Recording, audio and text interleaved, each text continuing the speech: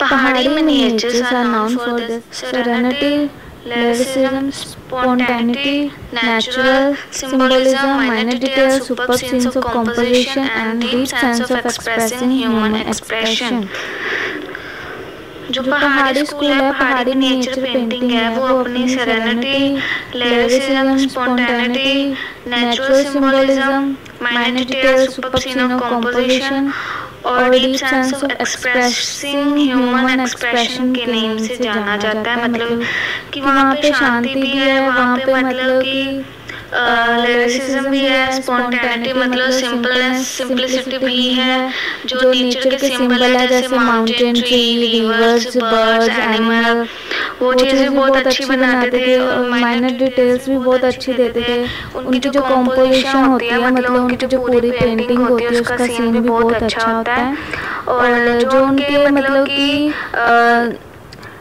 जो उनके human expression होते हैं वो भी बहुत अच्छे होते हैं। मतलब ये इसकी एक तरह से कैरेक्टरिस्टिक्स ही है जिसकी वजह से पहाड़ी मिनिएचर पेंटिंग जो है जानी जाती है। Pahari art is a creative combination of Gujarat manuscripts, local folk art, Mughal style and Rajasthan art of first half of the 17th century, which had already absorbed the style of Akbar, Jahangir and Shahjahan period.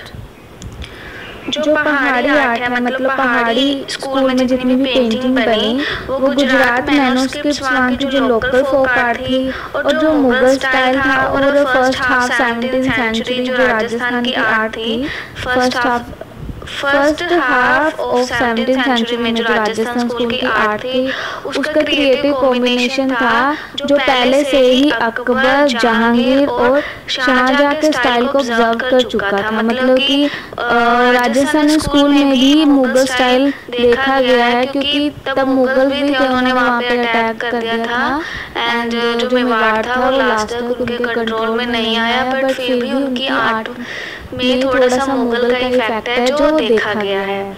तो यहाँ पे मतलब कि गुजरात में जो manuscripts बनी उसका भी यहाँ पे कॉम्बिनेशन मिलता है, जो वहाँ की लोकल फोक आर्ट थी उसका भी, जो मुगल स्टाइल है उसका भी, राजस्थानी आर्ट है जो उसका भी जो कॉम्बिनेशन है पहाड़ी मिनिएचर पेंटिंग में देखने को मिलता है। मतलब कि पहाड़ी पर भी राजस्थान और मुगल्स का जो इन्फ्लुएंस है देख सकते हैं।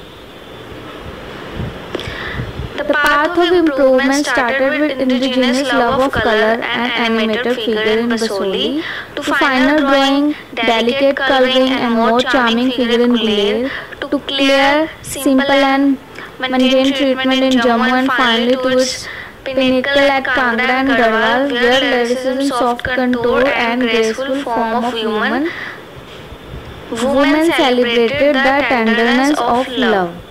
तो यहाँ पे उन्होंने बताया कि इसकी जो इम्प्रूवमेंट का जो रास्ता था, जो पाथ था वो बसोली स्कूल से स्टार्ट हुआ एंड इसमें क्या था, इंडिजिनस लव शो करते थे उनका। मतलब कि इस पेंटिंग में जो लव बहुत ज़्यादा दिखाते थे क्योंकि जो उनकी थीम थी वो ज़्यादा मतलब कि नेचर पे थी एंड उसके बाद इनमें जो जैसे इनकी जो फाइनल ड्राइंग होती थी, मतलब कि ये ड्राइंग बहुत स्लिम करते थे, बहुत बारीक ड्राइंग करते थे।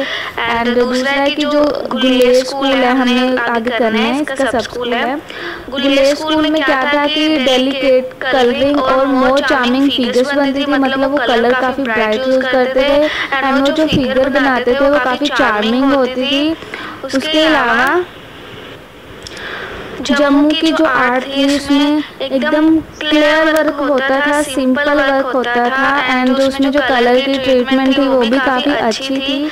और उसके अलावा लास्ट में जो कांगड़ा आ जाता है, कांगड़ा और गढ़वाल, कांगड़ा में क्या था कि कांगड़ा और गढ़वाल में क्या था कि लिरिसिज्म, सॉफ्ट कंटूर लाइंस, मतलब कि उनकी जो लाइंस होती थी वो काफ़ी सॉफ्ट कंटूर मीन्स कि उनकी जो लाइन होती थी काफ़ी सॉफ्ट होती थी, वो ड्राइंग काफ़ी सॉफ्ट करते थे and graceful form of women, मतलब कि वहाँ पे उनकी वुमेन जो भी वुमेन की फिगर बनाते थे वो काफ़ी ग्रेसफुल बनती थी।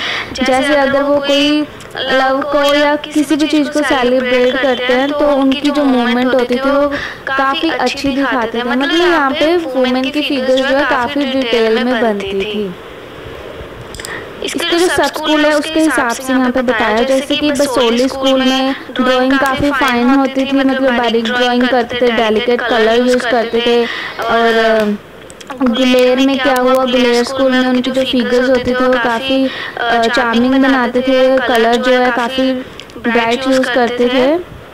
जम्मू में जो भी बनाते थे वो काफ़ी क्लियर होता था, काफ़ी सिंपल बनाते थे। और कांगड़ा और गढ़वाल में classicism, soft line, graceful form of women, वो जो चीज़ है जो कांगड़ा और गढ़वाल में बनती थी। नेक्स्ट करते हैं इसका part. The beauty of nature in these mountains inspired the artists of these mountains, and they both seem to celebrate the glory of themes of love। जो यहाँ की जो माउंटेन्स की ब्यूटी है, जो नेचर की ब्यूटी है, उससे जो आर्टिस्ट है इंस्पायर्ड हुए, एंड जिससे वो क्या करते थे कि जो लव की थीम थी उसको वो सेलिब्रेट करते थे। Art and artists flourished freely and independently with the encouraging patronage of rulers like Raja Sansar Chand, who would not impose any terms in following and style or a subject matter। तो यहाँ पे जो art है, जो यहाँ पे art है और जो आर्टिस्ट है यहाँ पे फ्रीली और इंडिपेंडेंटली फ्लरिश हुए, क्योंकि यहाँ पे राजा संसार चंद जो था रूल करता था, एंड ये आर्ट जो थे, आर्टिस्ट और आर्ट जो थी वो इन्हीं के अंडर थी। एंड इन्होंने कोई भी टर्म्स नहीं लगाई थी, मतलब कोई भी शर्त नहीं लगाई थी आर्ट से रिलेटेड, मतलब कि आर्टिस्ट अपने हिसाब से अपने सब्जेक्ट पे काम कर सकते थे, अपने हिसाब से अपनी मर्जी से कोई भी मीडियम यूज़ करते थे, मतलब उनको पूरी फ्रीडम थी पेंटिंग बनाने के लिए, आर्ट को इनकरेज करने के लिए उनको पूरी फ्रीडम दी थी राजा संसार चंद ने।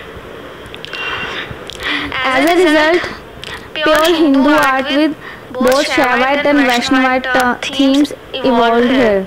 तो जिसका रिजल्ट क्या निकला कि यहाँ पे जो हिंदू आर्ट थी वो यहाँ पे डेवलप हुई फ्रीली, जिसमें थीम जो थी एक तो थी शैवाइट, मतलब कि शैविज्म, यहाँ से भगवान शिव, या इस थीम में भगवान शिव के लाइफ से रिलेटेड पेंटिंग बनती थी। एंड दूसरी थीम थी वैष्णवाइट। वैष्णवाइट में भगवान विष्णु जी के उससे रिलेटेड पेंटिंग जो है बनाई जाती थी। ये जो दो थीम थी वो राजा संसार चंद के अंडर फ्रीली डेवलप हुई, मतलब कि आर्टिस्ट ने इस थीम पे अपनी मर्जी के हिसाब से पेंटिंग बनाई। The finest group of miniature done in Pahari region is represented by the famous series of the Bhagavata, Geet Govinda, Bihari Satsai, the Baramasa and Ragmala, painted in 70-60 to 70 AD। तो पहाड़ी reason में, मतलब पहाड़ी state में miniature का जो सबसे famous group था वो एक सीरीज पेंटिंग ही थी, जिसमें से यहाँ पे कुछ नेम बताए हुए हैं कि ये सीरीज पेंटिंग है, जैसे कि भगवता, गीत गोविंदा, इसमें कृष्ण जी से रिलेटेड है, बिहारी सत्सई, बिहारी की कविता है सत्सई, बारामासा वो सीजनल पेंटिंग है 12 मंथ के अकॉर्डिंग, और रागमाला जो है यहाँ पे पेंट की गई 70-60 से 70 AD तक। The poetry of Surdas, Tulsidas and other poets of that era saw a fusion of literature and painting। तो सूरदास और तुलसीदास और उस टाइम के जो अदर पोएट्स थे उनकी जो पोएट्री थी उसमें लिटरेचर और पेंटिंग का फ्यूजन जो है देखा गया, मतलब कि फ्यूजन मतलब कि भ्रम होता है ना, मतलब इल्यूजन होता है, एक धोखा होता है, वो चीज़ है इनकी पोइट्री में देखी गई है। मतलब कि सूरदास, तुलसीदास और वहाँ के जो अलग पोइट थे उनकी जो कविता है, उनकी जो पोइट्री है उसमें लिटरेचर और पेंटिंग का इल्यूजन जो है देखा गया है। The fusion of music and painting in Ragmala paintings which all standards set so far in other Rajput schools। Ragamala painting में म्यूजिक और पेंटिंग के फ्यूजन ने जो दूसरे राजपूत स्कूल हैं उसमें इसने अभी तक के सभी स्टैंडर्ड को हराया। मतलब कि जो राजपूत स्कूल में जो भी रागमाला पेंटिंग बनती थी इस रागमाला पेंटिंग ने जो दूसरे बाकी स्कूल है उनको हरा दिया, मतलब कि अपना लेवल इन्होंने अप कर दिया एंड इन्हीं के अप लेवल के कारण जो दूसरों का लेवल है पेंटिंग का वो डाउन चला गया थोड़ा सा। The beauty of landscape in trees, hills and lakes surrounded with flowers enhance the beauty of the Nika and Nika Bheda with anticipation or regret. The spiritual love of God and soul in personification of Krishna and Radha is unparalleled. तो यहाँ पे उन्होंने landscape की beauty बताई है, जैसे tree, mountain, हिल, flowers, ये सारी ब्यूटी है जो नायक और नायिका के साइड में दिखाया जाता था पेंटिंग में। मतलब कि सेंटर में नायक नायिका मतलब फीमेल और मेल की फिगर दिखा देते थे एंड साइड में जो लैंडस्केप की ब्यूटी है वो शो कर देते थे। The spiritual love of God and soul in personified of Krishna and Radha is unparalleled.